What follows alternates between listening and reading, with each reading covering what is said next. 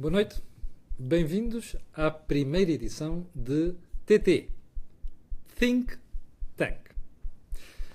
O que é que vamos fazer neste programa? Semanalmente, às quintas-feiras, vamos discutir a economia portuguesa.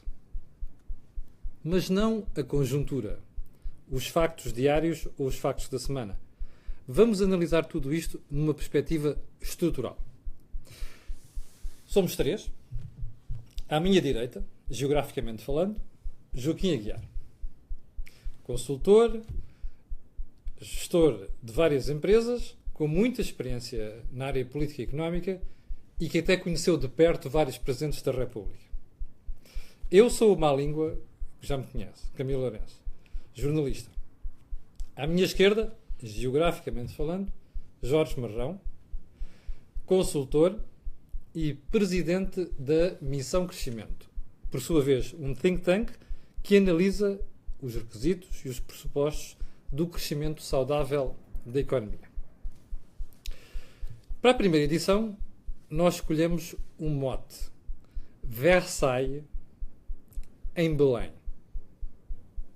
Se quiser, antigamente era a Chique de Belém, não era assim, Joaquim Aguiar? Então vamos lá conversar porque é que é a Chique de Belém. Bom, a Chique de Belém é uma pastelaria que está na esquina, no fim da Calçada da Ajuda e que vê as duas portas da entrada para o Palácio de Belém. A da Calçada da Ajuda, propriamente dita, e a que está para a Praça Alfonso Albuquerque, que é para onde entram as personalidades e entidades oficiais, as personalidades mais importantes. De facto, convém estar sempre atento à porta da Calçada da Ajuda. Ou seja, a que sobe. Que só. Porque se é certo que é por onde entram os funcionários, também é certo que é por onde entram as personalidades que não querem ser vistas. E, portanto, quem está sentado na esplanada daquilo que era a Chique de Belém, que agora se chama Versailles em Belém, tem uma perspectiva, embora de ângulo, mas tem uma perspectiva completa e privilegiada do que é o Palácio de Belém. Por sua vez, o Palácio de Belém é quem tem a perspectiva mais privilegiada sobre tudo o que acontece no país, porque está no pico da pirâmide. É o que vê tudo. Só que, justamente porque vê tudo, é também aquele que será sempre responsável por tudo. E não é fácil estar nessa posição. Joaquim, deixa-me passar aqui ao Jorge. Jorge, como é que nós analisamos os dois factos que nós escolhemos para esta semana? A dívida mais elevada da democracia, que coexiste com um déficit o mais baixo da democracia, olhando para aqui, para a Chique de Belém. Isto foi até onde nos trouxe a democracia.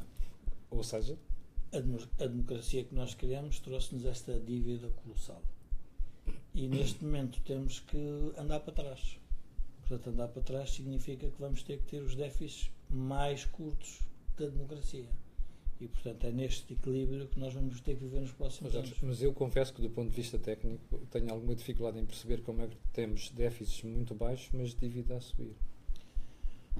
Porque há métodos contabilísticos para registar um conjunto de responsabilidades que o Estado assume e que são aceitos pelas autoridades, se quisermos, europeias. Portanto, isso faz parte da vida da sociedade. O que eu acho que nós devemos discutir é o que é que nos vai impedir de crescer. É termos déficits virtuosos, que muita gente defende, ou é o facto desta dívida nos obrigar a mudar de vida. E, portanto, é nesta dicotomia que nós vamos ter que viver durante alguns anos. Joaquim, nós temos condições para mudar de vida? O país está preparado para mudar de vida? Não, o país nunca estará preparado para mudar de vida, será sempre obrigado a mudar de vida. Porque o ponto interessante é este, é que nós temos déficits elevados em vários períodos da nossa democracia a que não corresponde crescimento elevado. Ou seja, o Joaquim está a dizer é que o facto de injetarmos muito dinheiro na economia não significa necessariamente que ela vai crescer mais. Mas, na teoria, isso é um estímulo que devia ter provocado crescimento. Então vamos tentar. Porquê é que não provocou o crescimento? Justamente porque o déficit é dirigido à sociedade e não dirigido à economia. Muito bem. Ó, Joaquim, para quem nos está a ver perceber, eu vou pedir ali à nossa camerawoman para levantar a câmera e trazê-la aqui ao pé para perceber, para as pessoas perceberem o que é que nós estamos a falar. Ora bem, o que está aqui nesta linha vermelha é o déficit, que atinge um pico aqui em 2010. O que está nesta linha de azul um bocado mais escura é o crescimento económico. E que está nesta linha azul mais clara é a dívida. Joaquim, era isto que o Joaquim estava a dizer. A déficits elevados não corresponde necessariamente a crescimento Ora, justamente significativo. porque o déficit é dirigido à sociedade para satisfazer os anseios da sociedade e não para desenvolver a economia. O que é que está... paradoxo é que, a prazo, nem se satisfazem as necessidades da sociedade, nem a economia cresceu. Antes de mais, Joaquim, deixa-me só dizer que quem está desse lado, isto é um gráfico que saiu no Jornal de Negócios, embora nós tenhamos feito um upgrade, incluindo aqui indicadores que não estavam no gráfico do Jornal de Negócios, e é o gráfico que nos permite perceber a relação entre estas três realidades, o crescimento económico, o déficit, a que naturalmente corresponde a dívida. Jorge, o que o Joaquim acabou de dizer quer dizer que as forças que têm peso numa sociedade, podemos chamar o que quisermos, forças de bloqueio, grupos de interesses, lobbies, são estas forças que condicionam o crescimento da dívida e o déficit no orçamento. Sim, a política serve para satisfazer as preferências dos eleitores.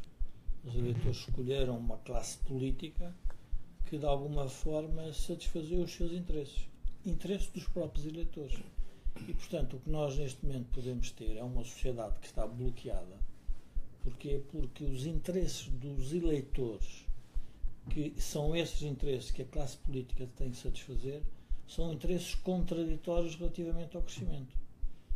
Onde é que nós vamos, se calhar, perceber para as pessoas, para tentar para as pessoas perceberem um bocadinho de forma mais simples uma coisa que é complexa. A pergunta é: esta dívida, quem é que a fez? A dívida, quem a fez foi o Estado.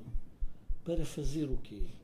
Aquilo que as pessoas quiseram que fosse feito. Que os eleitores quiseram, ao eleger aqueles políticos. E, portanto, essa dívida teve correspondência no voto da sociedade.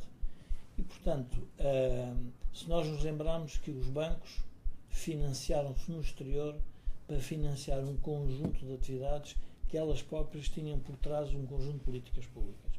A pergunta é como é que este ciclo se termina. Olhemos para o Japão, um bom exemplo. Desde os anos 90. Que não cresce.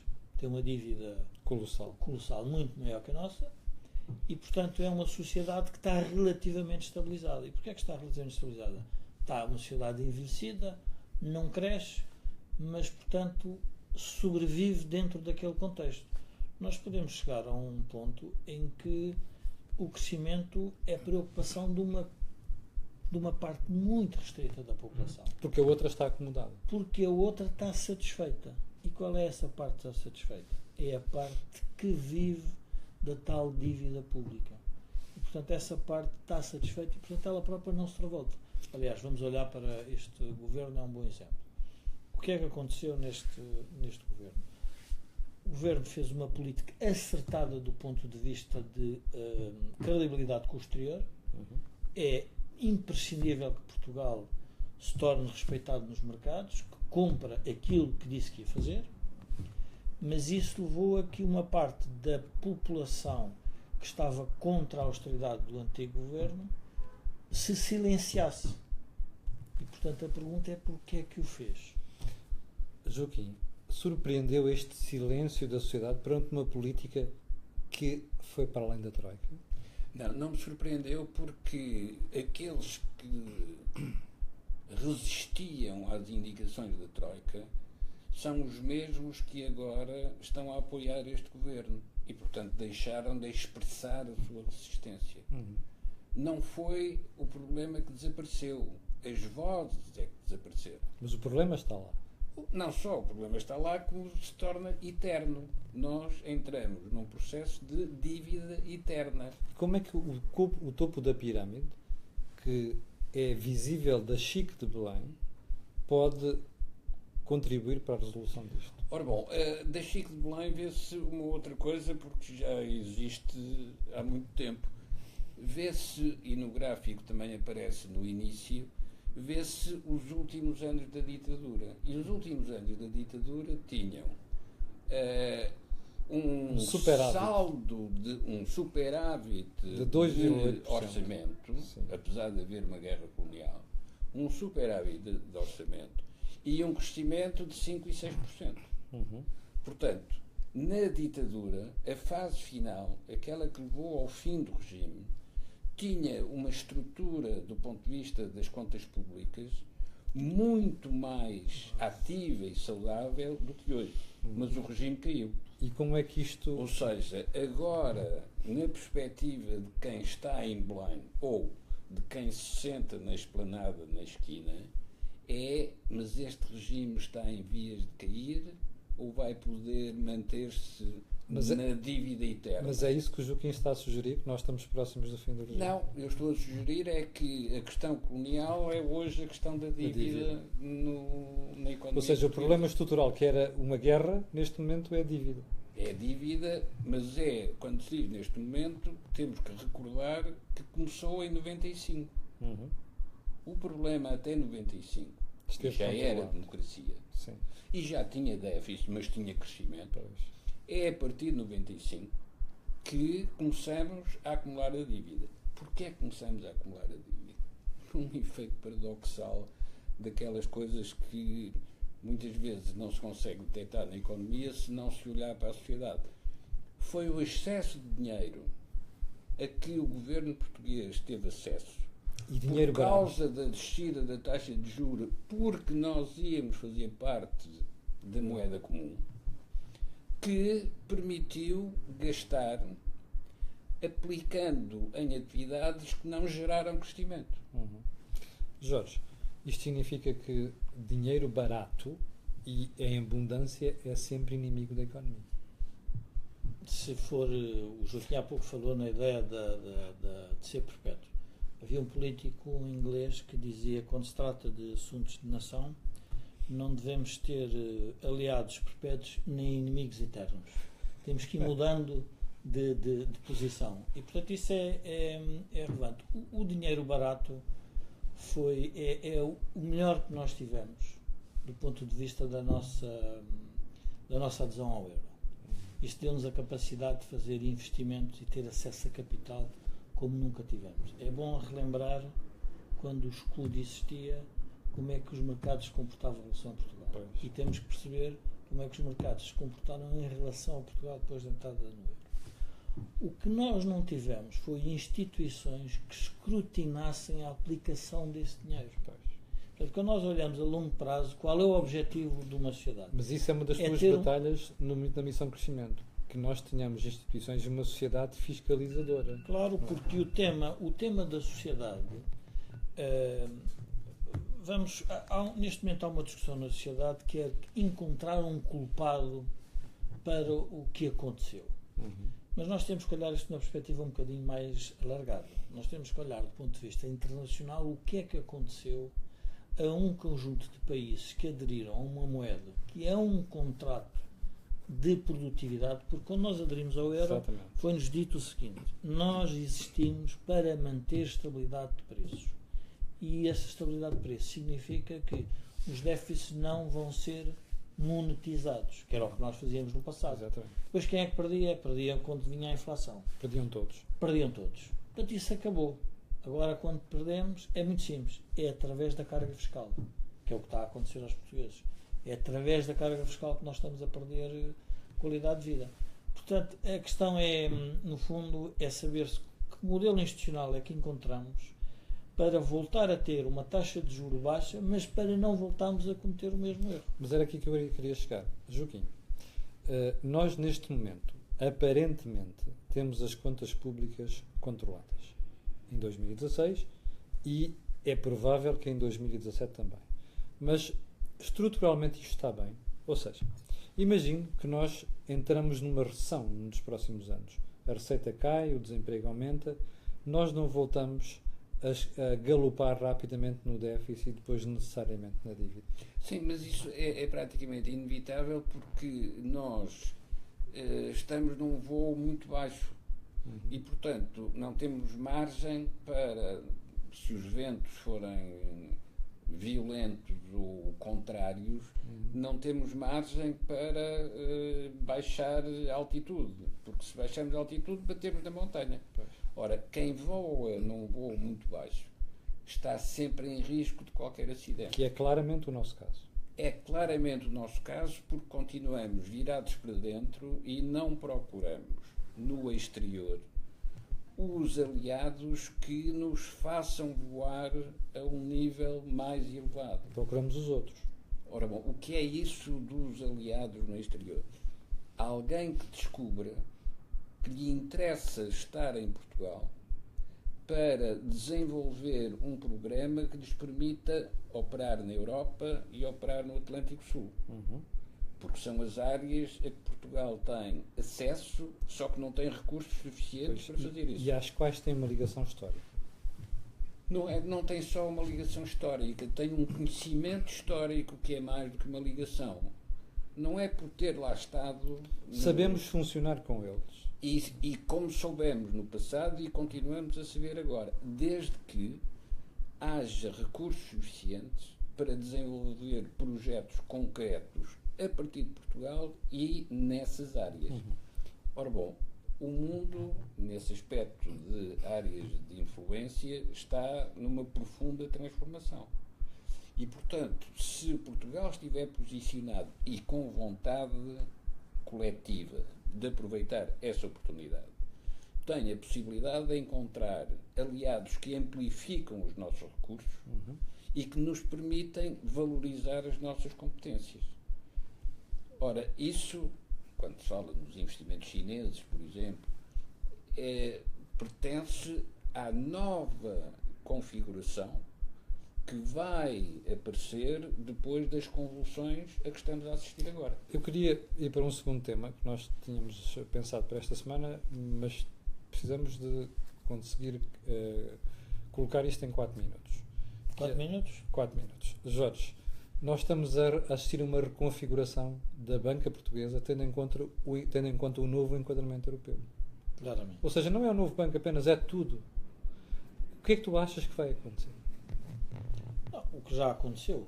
Exatamente, o que já aconteceu. O que já aconteceu foi, no fundo, nós tivemos uma alteração das bases acionistas dos bancos em resultado de um conjunto de regulação bancária que foi feita na Europa com um objetivo muito claro, que era a estabilização, se quisermos, do sistema europeu bancário e que levaria a uma concentração bancária.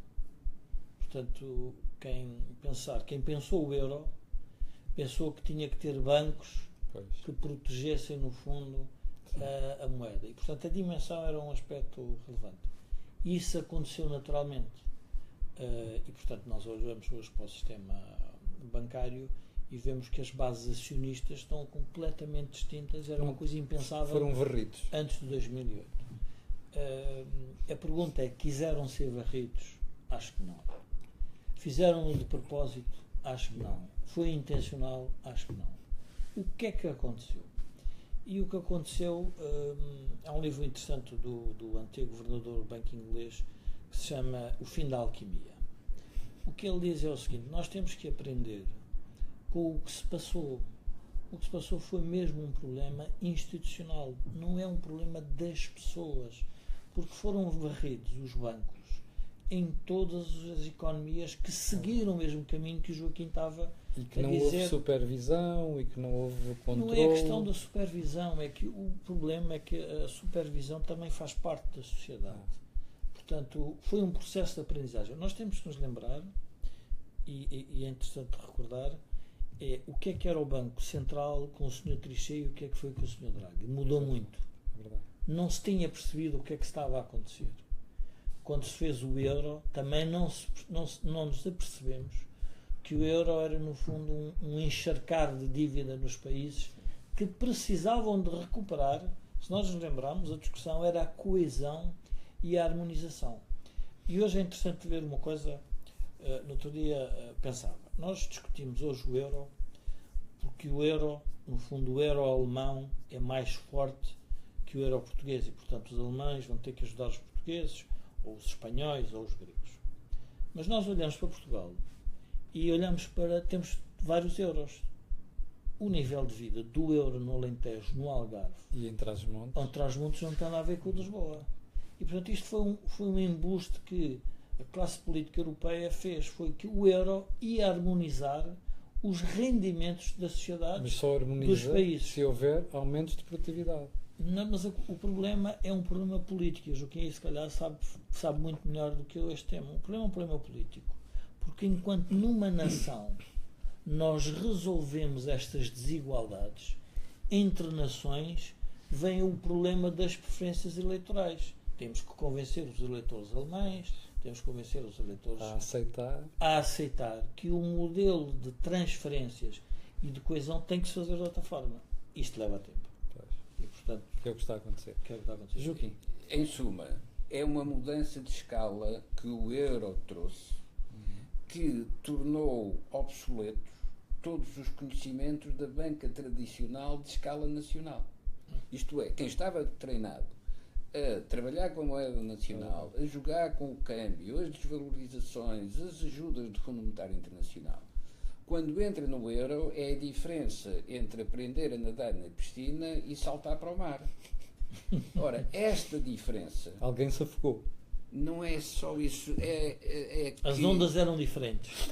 Não, é que quem treinou os nadadores deveria ter explicado que quando se muda da piscina para o mar é preciso ter comportamentos diferentes. Porquê é que isto não foi dito? Porque só se falou na abundância do dinheiro que aí vinha a juros baixos. Eu lembro-me da campanha de Guterres em 95, endividem-se porque os encargos financeiros agora são muito inferiores àquilo que era de antes.